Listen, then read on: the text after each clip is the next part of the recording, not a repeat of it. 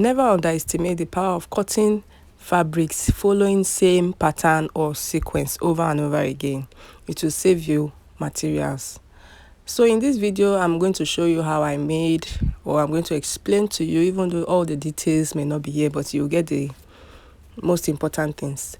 Here I'm showing you that this is a full bundle, 8 hours. As you can see, there are 8 strips of the Aso Oke, and I'm starting with the circumference area. So I'm going to be cutting the same pattern from this full bundle, and I'm even going to cut more from the second bundle before cutting the crown later on. I made this I think within 2 weeks or so, or a little over 2 weeks, because the 33 did not come at once. The 33 requests did not come at once. I started with about 22 or so, and then subsequently more people started joining to get the caps.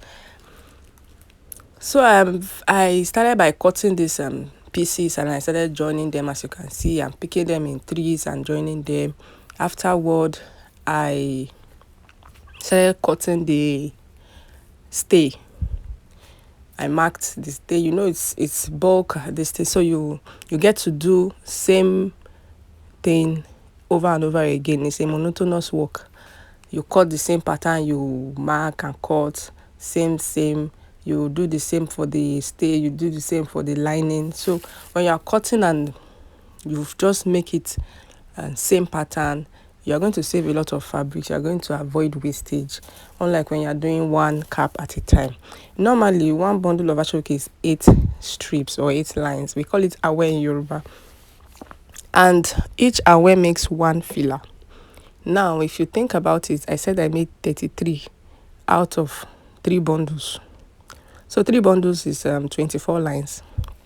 Normally, if you are making it 1-1, it should be 24 caps. But since it's bulk and I'm cutting following a sequence, the same pattern, I was able to make 33 and even had leftover. The leftover could have made 3 more pieces, so it would have been 36 caps altogether. But I still had some left. Now here you can see I've laid the fabric, the lining fabric underneath, and then the asooke on top. I even pinned them together. I made a circle. So I got this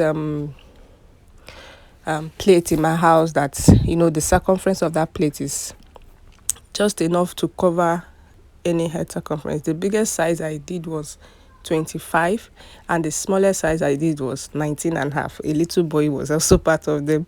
So even that same circle, that same circumference was enough to cover the crown of every cap size. Some of them had more trimmings than the other, but it was okay. So that plate helped save a lot of fabric, and now I use it for all my fillers. I don't even have to measure anymore. Once I just place that plate and cut the circle, that's it. I'm good to go. And if you notice the way I cut the crown, I joined the asooke 3 lines. I joined them, and then I started cutting the circles. Everything is just to save fabrics, and it will even make your work easier when you do all the monotonous activities at once.